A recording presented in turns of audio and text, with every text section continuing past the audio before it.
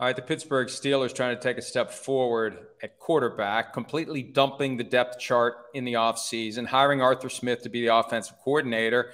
Russell Wilson had been in pole position. That's the term that Mike Tomlin used at the league meetings. And, hey, I've said this plenty of times. I don't know jack shit about auto racing, but I know that the guy in pole position doesn't always win the race.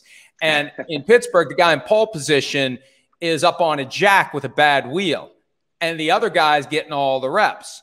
And I don't think it's good for Russell Wilson that Justin Fields is getting all those reps, because they're both brand new to the team and they're both brand new to the offense. Yeah, that's right. Reps, real reps, training camp reps, they're different than OTAs, right? It's the worst thing that could happen. That'd be a nightmare for me if I was in Russell Wilson's situation. It's a nightmare for him right now. He's going, oh my gosh, I got to reprove myself. I'm on this new team, and here I can't do anything. And there's this guy with some special talents now getting a little bit of a leg up on experience, the offense, getting comfortable, right? So, hey, how could he not be antsy at the whole thing, right? And of course, here's the first thing I want to say. I mean, we know, I think this is going to be a true quarterback battle, and I think a lot of it will be settled on the field, even though I think Russell Wilson probably still has the pole position, but that doesn't mean jack diddly squat, like you said, right? Here's my other thing that I just got to bring up with it, Mike, a little bit, right? Yeah, of course, Russell doesn't want to open the door for Justin Fields like that.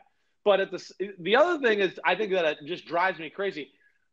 People calling for the firing of the strength coach of the Pittsburgh Steelers because Russell Wilson pushed a sled and hurt his calf muscle. Like, listen, if that's what it took, he was going to pull it anyways, everybody out there, right? I mean, that maybe this is a gift that it just got it out of the way and got it here.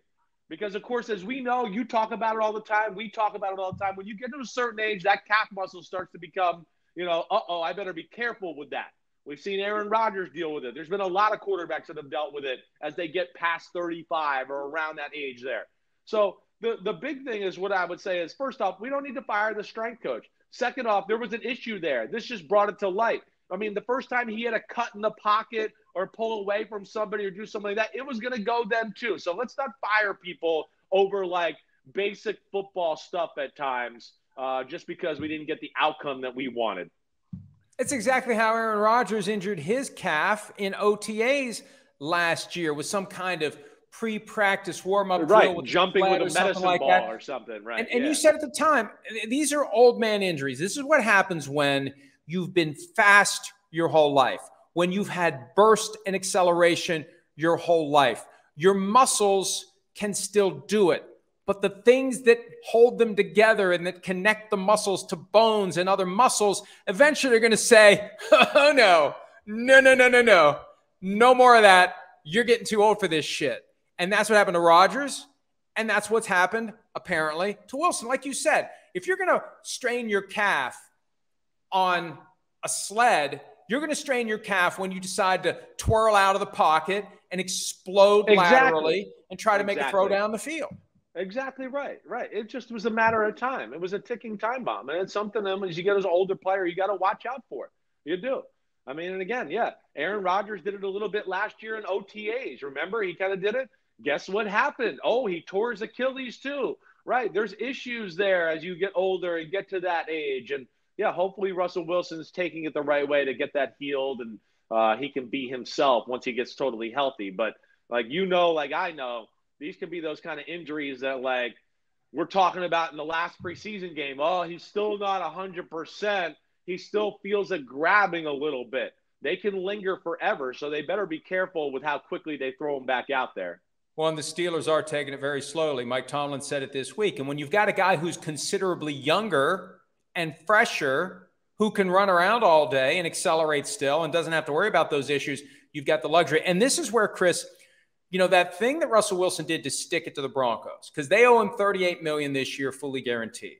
So he markets himself as, I'll take the veteran minimum because the Broncos are paying me the rest. Well, at the end of the day, all the Steelers care about is they have a quarterback on the depth chart who is at the veteran minimum. That's right. So even if Fields wins the job, do you think they're going to say, well, we'll just trade you, Russell Wilson, to somewhere else where you can play? Hell no. You're our number 2 quarterback at $1.2 million. It's a bargain for us. And he's not going to ask for it because he's in this mode where he's got to kind of rebuild his image. He doesn't want to be a problem. He's just going to have to take it. And then the season ends. Who's going to sign him to be a starting quarterback next year? I mean, his career is hanging on this. His Hall of Fame candidacy could be hanging on this. You know, there's kind of the Kurt Warner track here where it was great and then it wasn't, and Warner was able to dig it back out.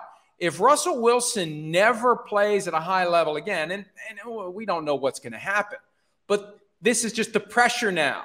Like the clock's ticking. I've got to turn my career around now if I want to be a starter in 2025 and beyond. If I want to have any chance of playing until I'm 40, much less 45, which was the number he always threw out there.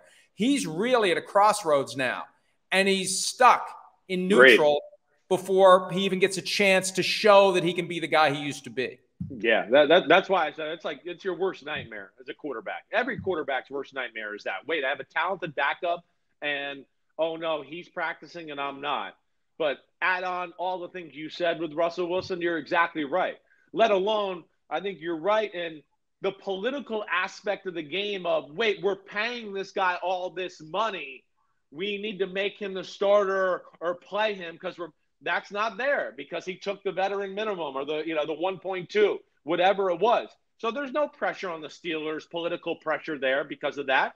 They can truly just go, wait, let's see who's the best, who can play here. Let alone, to your point, too, of they're not trading him away no matter what. You're right. This is a big year for the Steelers. This is the first year I think we both look at it and go, the Steelers, if they get in the playoffs this year, might actually be able to win a game, right? And might actually look like they have the talent on the roster to where it's not just great coaching and toughness. They might deserve to be in the playoffs and be like that quality of a football team, right?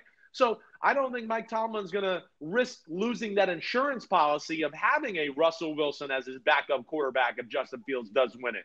And I think that's, where, yeah, you're right. It's in the balance. It's a big, big year and a big, big moment, really, in Russell Wilson's life and career.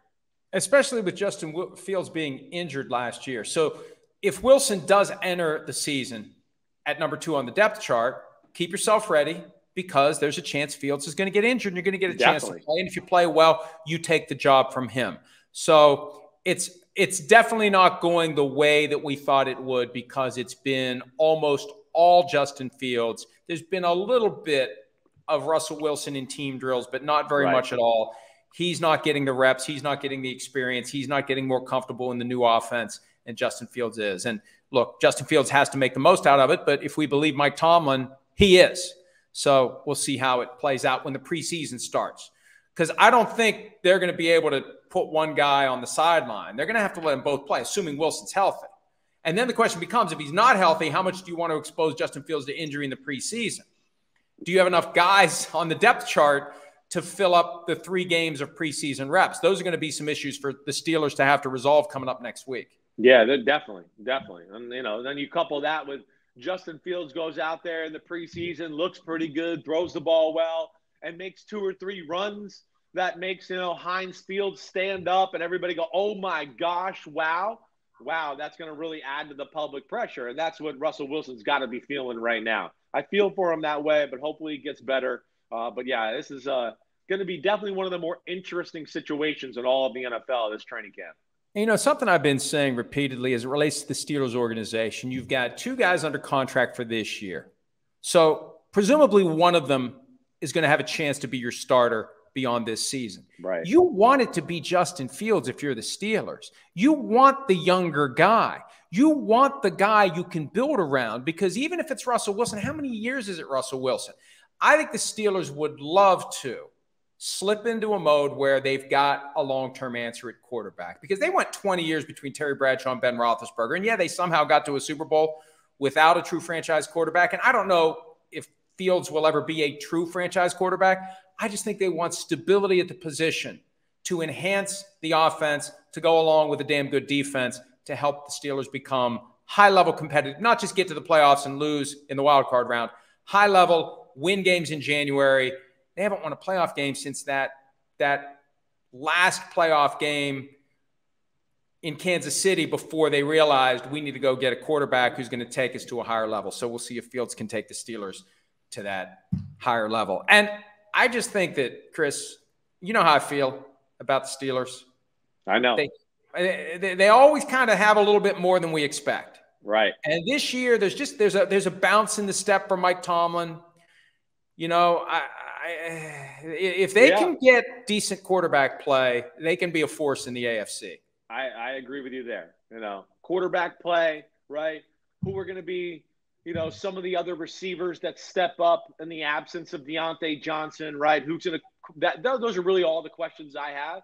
But it's the first time in a long time I go, wait, I'm not questioning the Steelers' offensive line, right? And then you have Arthur Smith, who I think is clearly the best offensive mind they've had there in quite some time, maybe since Bruce Arians, really, and that crew in Pittsburgh. And then you look on defense and you start to go, hey, they got some guys up front right now, right? I mean, we know the edge guys are good. They got some younger guys inside that looked good last year. Then you got Patrick Queen now at middle linebacker. We know Porter's starting to look special at corner. You still got one of the best safeties in football in Minkah Fitzpatrick. Like, you're right. There's no doubt about it. It's the first year I look at it and go, the Steelers, like, are real. This is not just like, ooh, maybe they can sneak in the playoffs. I think they're going to have a chance to make some waves in the playoffs with the way their roster looks. There's a chance Patrick Queen's going to end up being one of the best free agent signings of the offseason. He stays healthy, and he does what they've already, brought that vibe, brought that edge, brought that attitude, that kick in the ass that sometimes you need to get yourself to a higher level. All right. Hi, it's Mike Florio. Thanks for watching PFT on YouTube. Hit subscribe for the latest news and analysis from Pro Football Talk.